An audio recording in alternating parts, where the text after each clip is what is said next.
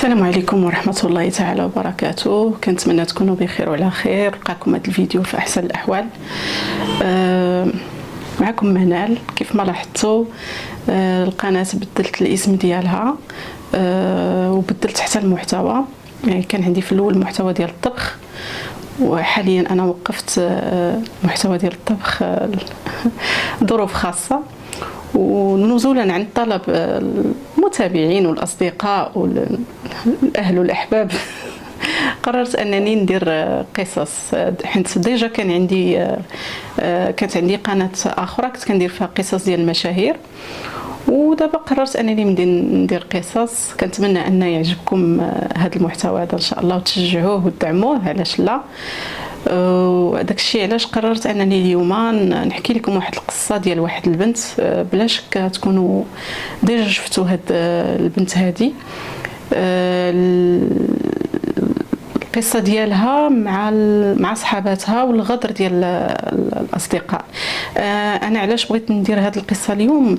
لان بغيت نوجه واحد النصيحه للبنات، سورتو البنات اللي مازال صغارين، مازال 16 عام 17 عام، مازال ما فاهمينش الحياه مزيان، ما عارفينش شنو، يعني ما كيعرفوش النوايا ديال الناس، ما كيعرفوش.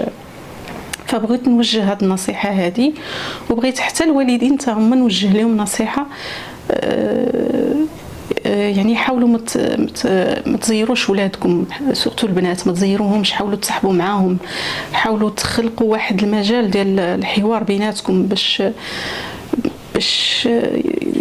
يعني ديك البنت ولا الولد، ولا انا تنانسيستي على البنت لان القصه ديالنا اليوم كتهضر على واحد البنت.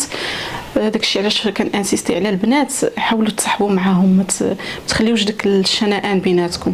فبلا ما نطول عليكم ندوزوا للقصه ديال اليوم ان شاء الله. هاد البنت راه غتكونوا شفتوا القصه ديالها. عايشه، بلاش كتكونوا شفتوا واحد الهاشتاغ ديال جوستيس بوغ عايشه. فهاد البنت اشنو وقع ليها على حسب الاقوال ديال اختها، لانني انا تواصلت مع اختها يعني سولتها شنو وقع وشنو الاحداث ديال الاحداث اللي وقعوا كذا. فالاخت ديالها كتقول بان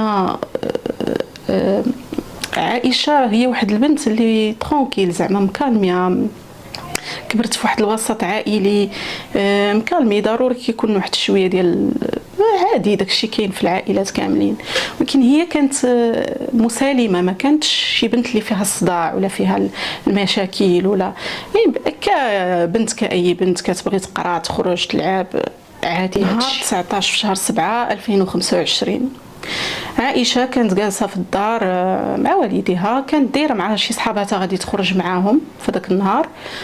كانوا يخرجوا غير يتلاقاو غير في الدرب، راكم عارفين البنات كيخرجوا يتلاقاو داكشي يهضروا بيناتهم. الغلط اللي دارت المرحومه هو ان ما قالتش لوالديها بانها غادي تمشي داك النهار للبحر. المهم هاد النقطه هذه خليوها في بالكم. المهم خرجات وداكشي، مشات مع صحاباتها، جوج صحاباتها كانوا مشاو مجموعين للبحر. المهم كيقولوا بان تلاقاو مع شي جوج دراري اخرين من بعد من البحر سالاو، بقاو قال كيتصوروا يعني فرحانين، دايرين تصاور سيلفي في البحر، ناشطين بيناتهم بخير وداك الشيء. وصلت العشيه مشاو للدار، تقداو شي حاجه قالك باش ياكلوا يجلسوا في الدار مجموعين. وهذا من بعد هما بقاو هادشي على حسب ما كتقول اختها، بقاو كيتصوروا بيناتهم وكيضحكوا عليها. شويه هي تقلقات ومشات طلعت الكوزينه. من طلعت الكوزينه سدات عليها واحد شويه، ما بقاتش كتجاوبهم، كيدقوا عليها وداك الشيء ما كتجاوبهمش السيده، ساكته. وهما كيدويو معاك كيقول لها واش عايشه، واش كتفلاي، واش كتضحكي؟ صافي من يشوفوا الدريه طولات وما جاوبتهمش والباب ديال الكوزينه مسدود. بعد هذا النقطه انا ما دخلتش ليا لراسي، وما فهمتش كيفاش البنت غادي تدخل وغتسد عليها بالساروت، وما عرفتش علاش اصلا غتدخل غتسد عليها زعما ما هذه النقطه هذه المهم ما علينا، نكملوا بعدا. مني ما حلاتش ليهم الباب، هزوا التليفون بقاو كيعيطوا لمها. امها ما جاوبتش في التليفون، عيطوا لها شي 2 مرات ولا ما شنو، ما جاوبتش في التليفون. من بعد جاوبتهم اختها، قالوا لها شنو كاين، راه عايشه ساده عليها، راه ما بغاتش تحل لنا الباب، اجيو. منين جات قالت لك اختها مشات كتجري، بغات تعرف شنو كاين ما هذا شنو، قالت لك طالعه في الدروج. بعد هذيك الكوزينه كاينه في واحد السطح الفوق معزوله بوحدها. مني طلعت الفوق وداك الشيء بداو كيفرعوا في الباب، باهم مع سمع الخبار من بعيد وداك الشيء، جا كيجري حتى هو، فرعوا الباب، دخلوا لقاو البنت طايحه في الارض.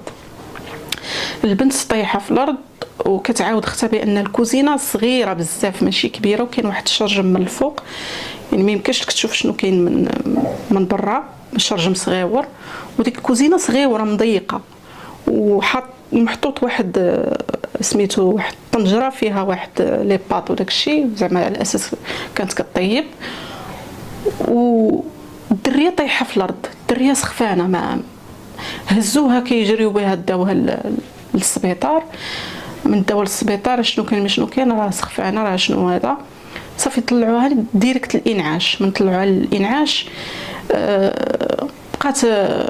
بقات مغيبه، ما كدوي معاهم، ما كاين حتى شي حاجه، ما كاينش استجابه، ما كاين على حسب ما كيقولوا، ما كاين لا استجابه لا حتى شي حاجه. صافي هذيك في العشيه خرجوا عندهم قالوا لهم راه البنت توفات، راه ماتت. دابا كيتسناو التقرير ديال لوطوبسي، مازال ما خرجش، غادي يخرجوا يشوفوا شنو كاين. المهم داكشي اللي عطاهم في السبيطار، قال لهم بان راه كاين الكبده ديالها تنفخات بزاف، الكبده منفوخه، ولي غلوبيل الكريات، لي غلوبيل بلون طالعين، الكريات البيضاء طالعين بزاف اكثر من القياس. فهما شاكين بان البنت وقعت لها شي حاجه، يعني ما قالك ما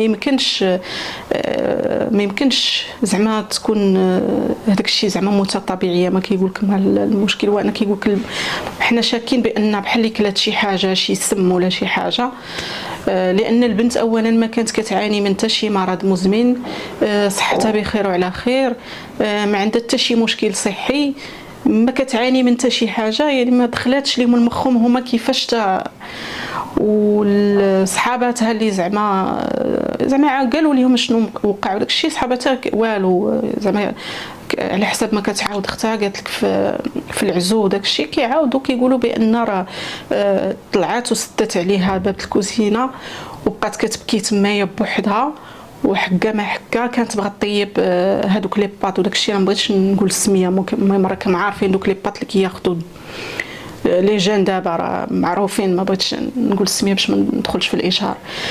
المهم هادشي اللي كيقولوا دوك صحاباتها، حتى ديك الهضره اللي كيقولوا غير مقنعه.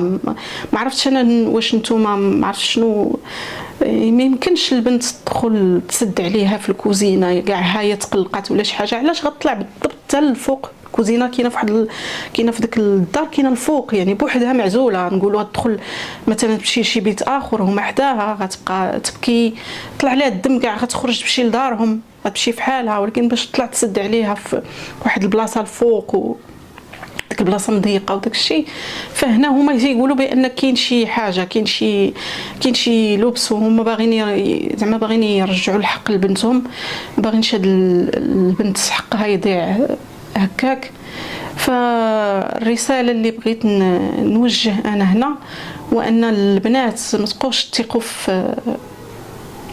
في اي واحد، ما تبقوش تخبيو على والديكم، كنتو غادي لشي بلاصه قولوها، والديكم الا ما بغاوش واحد الحاجه ولا رفضوا انكم تمشيو لواحد البلاصه ولا مع شي حد، راه عارفين علاش، راه هما اكثر ناس غادي يعرفوا مصلحتكم.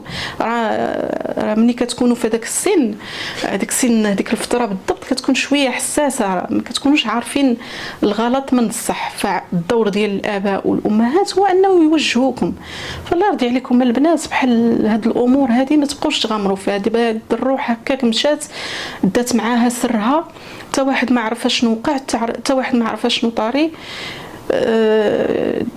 الصراحه داكشي الظروف اللي توفات فيها ظروف غامضه ما مفهوماش. فانا ما كذبش عليك، انا عندي بنتي وما غنبغيش زعما نعيش هاد يا ربي لا تعيشها لنا ولا لا تعيشها لاي عائله. يعني شويه صعيبه البنت تخرج صحيحه ما عليها ما بها، تيجي ولقاوها مليوحه ميته.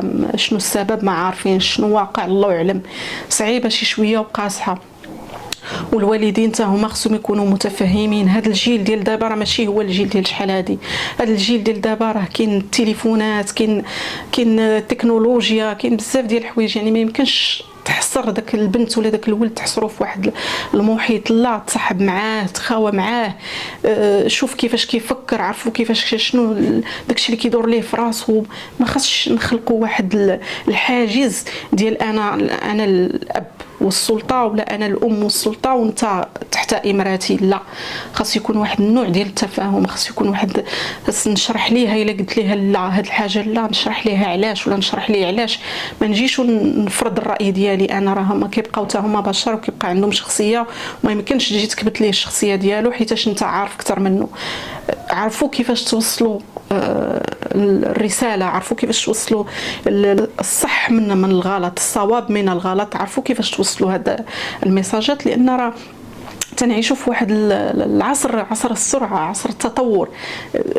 راه عارف النهار ما يمكنش شحال ديال المعلومات، شحال كم من المعلومات اللي كيتخزن عندنا في الدماغ، شحال ديال الحوايج كتشوفوهم، كتكون افكار، كتكون بزاف ديال الحوايج. فحاولوا تقربوا من ولادكم، حاولوا تدخلوا معاهم، تعيشوا معاهم. ما تخليوهمش يكونوا واحد الفكره اللي هي غلطه ويقولوا بان لا. ما بغيتش انا هاد البنت الله يرحمها مسكينه، ولكن ما كانش خصها، كان خصها على الاقل تقول لوالديها انا راني غادي نمشي لهاد البلاصه، ولا تصيفط غير ميساج ولا بحال هكا، ولا يعني كون هضرت بعدا كون عارفوا ماشي هي خارجه بخير صحه سلام، شويه كيلقاوها ميته.